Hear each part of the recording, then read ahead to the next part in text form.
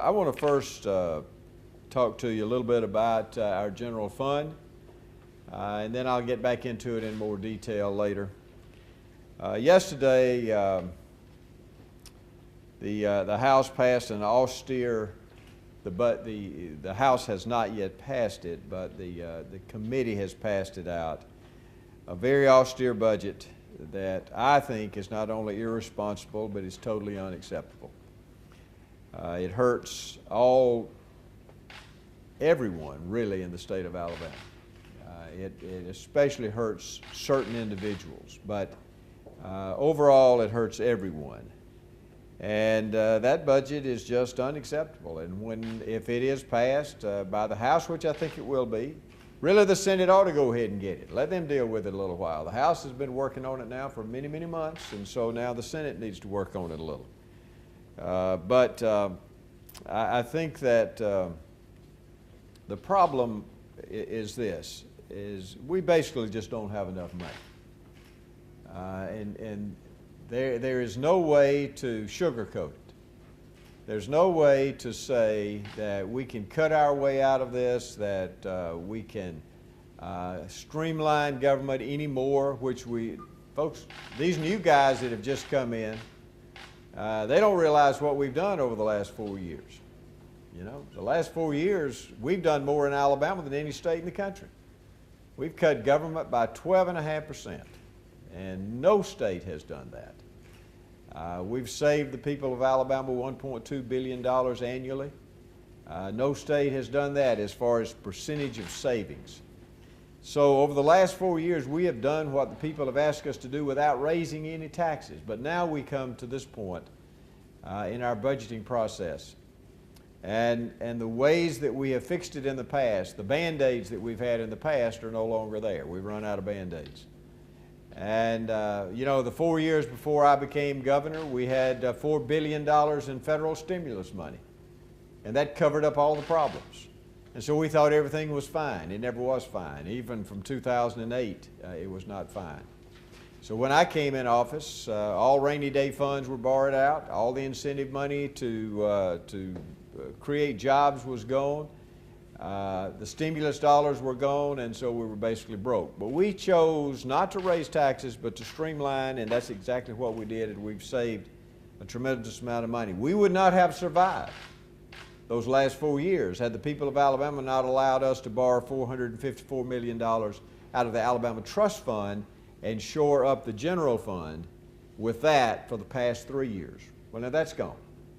So, the budget that was passed out of committee was $280 million less than last year's budget. Now that's significant.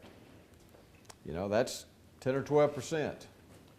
And it is going to be significant on the agencies and the people of this state if that does survive. Now, before I go into that in any more detail, I want to talk about some good things that have gone on, though, in the legislature over the last few months. We have had some good things. We needed a new incentive package to recruit industries to Alabama. Our incentive packages in the past were based on borrowing. It was based on what we call the 666 money. That's a bad name for it, I know, but that was what it was called. And this was borrowed money. It was money that we would float bonds for, and we had a $750 million cap. The people passed an amendment, a constitutional amendment that I pushed. They allowed us to borrow more money if we paid off some of the debts. They allowed us to also borrow money if we were able to refinance some of the 666 money. So our incentive money was based on debt. This new incentive money is not based on debt. It's based on production. And that's what it ought to be. That's what it ought to be based on. And so we have three really good pieces of legislation that have been passed that will allow us to recruit more industry into the state. One of them has something to do also with retention of industry, which is very important, by the way.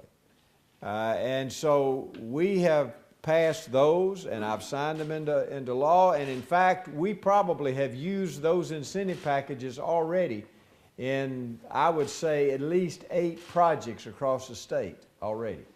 We've already put those into place. And so these are really going to be significant projects that are coming because of the new incentive package. Now, there are 2 more parts of that we have not passed. They may or may not pass, but they're not nearly as significant as the 3 that we've already passed. We also have done something that we didn't think that we would ever do. We have changed the governance of the 2-year college systems in this state. And we have created a new board of trustees to oversee the 2-year college system. Now, what's significant about that? Well, what's significant about that is that board will be, its only duty will be to take care of our 2-year college systems. Our 2-year college systems need some regionalization. We need to streamline things more in our college system. We don't need all the silos out there that we have. Right now, they can't even talk to each other. And we need to bring everyone together, and we can do this in a regionalization, and we're going to look at that. We can save $40 to $50 million in our 2-year college system just by doing that. So I've already selected the 8 board members. 2 have been confirmed. So I have enough to form the board. I will bring the board together. We'll elect a pro tem. We'll do our bylaws and all the things. But it'll be a totally new system that has been developed. And I'm very proud of that. I think this is going to be a great advancement for our 2-year college system. Our 2-year college system is essential for workforce training and workforce development in the state, just like our 4-year college system is. But I'm very proud of that. One of the other things that we've done, we have worked hard on creating scholarships for foster children. And we have passed this. Every foster child in the state of Alabama now has, if they qualify academically, has the opportunity to go to a 2-year college in this state, or workforce training if they want to do that, and they have the opportunity now to finish college at any university in the state of Alabama. Now, I'm very proud of that. Diane and I have worked on that, and we work hard with our foster children across the state. This is one of the bills that maybe I'm proudest of that we have done this time. I've already signed that into law. We're going to put $5 million into the budget, and we don't know what it'll cost right now. What we don't use, we will just keep there, but we'll have enough money to take care of it and take care of these students. As I've said, we have streamlined government. We've made it more efficient. We've done the things that have been asked of us. But going back now to our real problem that we face right now, our general fund. Most of you, being business people, know that you cannot run a business when you go into the red. You have to have enough money to provide the services that, if you're a service provider or if you produce products, you cannot have a system where you don't have enough money or you don't get enough money to cover the products or the services that you produce. Government is the same way, and that's where we are right now. The general fund is made up of 32 small taxes. These taxes never grow. They never grow with the economy. They stay about the same every year.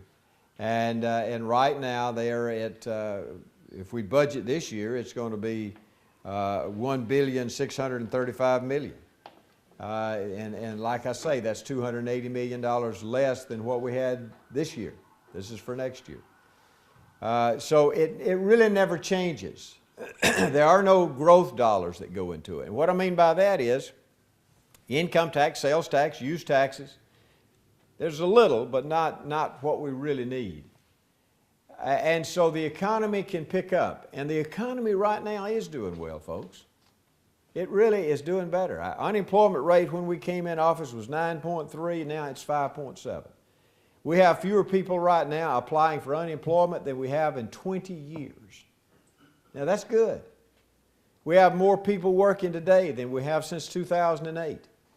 And so these are all good things. And I know you that have businesses out there, y'all know things are picking up some. Whether you're selling houses or making products, things are better now than they were 3 or 4 years ago. So the economy is growing, but all of that growth and all the jobs that we've created, the 70,000 or 80,000 jobs that we've announced since we've been governor, all of those produce income tax, sales tax, use tax, all that, but every penny of that, just about, almost every penny, goes into education. So the general fund sitting over here not growing with the economy. Education is growing tremendously, and it's really in good shape. We're going to have more money this year in education than we've had since 2008. And that's a good thing for education. It's not necessarily a good thing for the general fund. All I'm trying to do is to make this dysfunctional way of budgeting, make it right. Bring over some growth money, growth taxes into the general fund, and backfill education with some taxes. Now the taxes that I proposed, I thought were very fair. It did not take a single penny, not one single penny out of somebody's paycheck. Didn't affect sales tax, didn't affect income tax, didn't affect their retirement. So it really took nothing out of a person's income. All of the taxes that we proposed are either tax fairness issues or they are taxes that are on purchases. If you don't smoke, you're not going to pay any. How many people? I shouldn't ask that. So if you don't smoke, you're not going to pay any. And even that was not a very high tax. We added one in our budget, in our proposals, we added 2% to new cars. Now, the next state around us is 5%. The rest of them are 6 and 7%. So people are not going to go across the line to buy a car because we're still lower than anybody in the Southeast, even if we went to 4%. Now, they reduced it to 1%, and actually the car dealers agreed to that, and they didn't even put it in the package. Why? I don't know. But we proposed that. We proposed a rental car tax, and then the most significant tax that I proposed, and I truly believe that this is a fairness tax, was this. I believe that when only 58%, or when I should say it the other way, when 58% of the corporations that file corporate taxes in this state pay zero state income tax, 58%, then there probably are some loopholes there that we need to close. When you go down and you shop at this giant store and buy your lumber, and they have another store, and it's blue, and then they have another store across the road which is orange, because they're in competition with each other. See, I'm not going to name them, but y'all can imagine who it may be. Or if you go to a store that has a big red circle out front, and they rent that logo from themselves through a subsidiary company, and they run that money through Delaware, which has no state income tax, or they run it through a foreign country, and the most common foreign country is Luxembourg. If they run their money through Luxembourg, and then they bring it back to Alabama, and they don't pay any taxes on it. Now, folks, that's not fair. And so we need to look at those things. Now, am I saying they're doing anything illegal? No. But there are loopholes that ought to be closed. I guarantee if I ask you to raise your hand, I bet you all of y'all in here paid some state income tax this year. I bet you all did. And you know what? These corporations need to be paying some state income tax. And if there are loopholes out there, we need to look at those, and we need to try to close them. That is just tax fairness, folks. That's all it is. But what I proposed, I felt, was a balance between businesses and individuals without really hurting anybody in any significant way.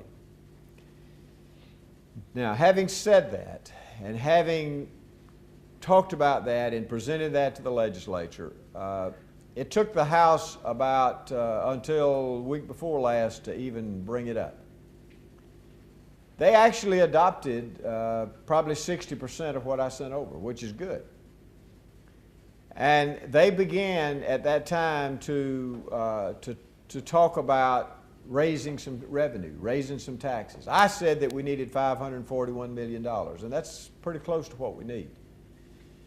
Now, they began then to look at that, and they made some first steps, and they proposed about $200 million in taxes. And they had voted as a caucus, the Republicans voted as a caucus to bring this forward. And then they started listening to talk radio. And then they started listening to bloggers. And and then they started listening to somebody from the Republican Party that says, Republicans never raise taxes. Of course, somebody forgot about Ronald Reagan, And so they said, so then they started listening to that, then they kind of got a little bit squishy and they got a little bit scared. And then, so then when they came back this week, they were afraid that they didn't have the votes. Because up in the Senate hasn't had to deal with this yet. And so they're up there fighting over gambling, or they're fighting over something else up there, or just fighting over anything. They just fight, and because they don't like each other. By this time of the session, people just get to where they just don't like each other. So they're up there fighting over anything. They just pick out something, and they get up and fight, and they'll filibuster for an hour. You don't even know what they're filibustering about, and they don't either. And so anyway, they're up there, and they don't have the budget yet. So the House is told by the senators, we're not going to even look at taxes. We're not going to talk about raising taxes. Well, that gets the poor old House scared down there. And they lose their courage. So it's just, folks, it's just a mess. But at some point, let me say this. I have seen some courage on the part, I already have, on the part of some House members. And I've been very proud of the House.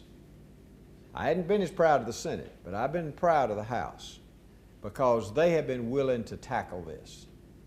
Now, they haven't gotten there yet, and now they've kind of backed off, and they're talking about passing this austere budget right here, which is totally unacceptable.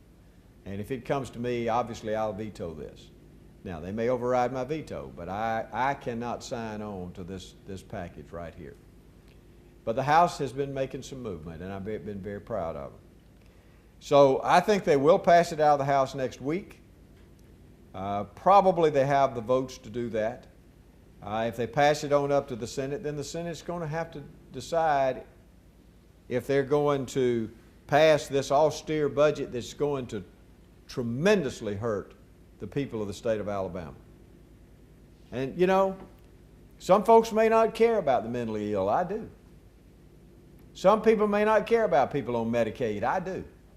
Some people may not care about the hospitals and whether or not they're going to close. I do. Some people may not care about whether or not we have enough highway patrolmen out there on the road. I do. So, if you don't care about people and you don't care about the state, just vote for this budget. Okay? And I just think that hopefully reason will prevail. And people will realize that we have to have some more money. And we have to pass some reasonable taxes that will take care of this. I read last night I looked up on Google, whatever that is, But I looked it up and I said, Ronald Reagan raises taxes. I just wanted to see, because I'd been, in my speeches, I'd been talking about Ronald Reagan raising taxes. Sure enough, he raised taxes 11 times. Ronald Reagan, the icon of conservatism, raised taxes because he was conservative. There is nothing more conservative than paying your debts and getting your budgets in order. That's conservative. And when he came in office, they cut the income tax rate to 28%. Well, everybody was excited about that. I was, just like y'all were. But then that wasn't enough money. And so then they had to raise some other taxes in order to make up for that. So they raised gasoline taxes, FICA tax. They raised a bunch of taxes, 11 taxes, in fact. And even when, you remember George Bush, he said no new taxes. But then he realized that they had to raise some taxes. And everybody thinks he got beat because of that. Really, he got beat because Ross Perot got in the race. And so, you know, there's nothing wrong with looking at what your problems are and trying to solve those problems. And leaders do that. Politicians don't do that. Politicians just say, you know, I signed a pledge with Grover Norquist, whoever that guy is, and I'm not going to sign a pledge with the people of the state. And so I'm going to keep that pledge with this guy out of Washington who gets all his money from big tobacco. But I'm not going to honor the people of the state of Alabama and try to make this state better. Well, I'm not going to do that. I want to be a leader, and when I leave after 8 years, I want people to look back and say, he did the best he could, and he loved the people of this state. And sometimes you have to make tough decisions, and sometimes you have to get a second job. But sometimes you have to do what is best. I am tired of Alabama being 48th, 49th, and 50th in so many things in this country. I want us to be number one in something other than football. And so I'm going to continue to work hard, and I am not going to give up on this.